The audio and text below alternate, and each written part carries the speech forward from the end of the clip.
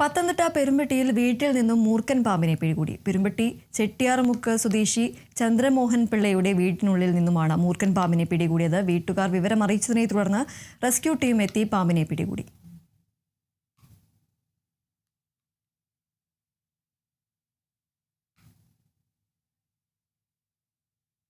തൃശൂരിൽ അനാശാസ്യ കേന്ദ്രത്തിൽ ക്രൂരമർദ്ദനമേറ്റ ഒരാൾ കൊല്ലപ്പെട്ട കേസിൽ മുഖ്യപ്രതി പിടിയിൽ.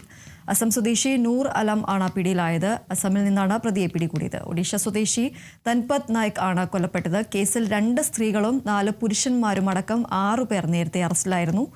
ഇക്കഴിഞ്ഞ 18-ന് രാത്രി 10 മണിയോടെയാണ് തൃശൂർ നഗരത്തിലെ കോരപ്പത്ത് ലൈനിലുള്ള വാടക വീട്ടിൽ പ്രവർത്തിച്ചിരുന്ന അനാശാസ്യ കേന്ദ്രത്തിൽ സംഭവമുണ്ടായത്. കൊല്ലപ്പെട്ട ധൻപത് നായിക്കും സുഹൃത്തും എത്തി ലൈംഗിക ബന്ധത്തിൽ ഏർപ്പെട്ട ശേഷം പണത്തെ ചൊല്ലി ധൻപത്തും അനാശാസ്യ കേന്ദ്ര നടത്തിപ്പുകാരും തമ്മിൽ തർക്കവും സംഘർഷവും ഉണ്ടാവുകയായിരുന്നു.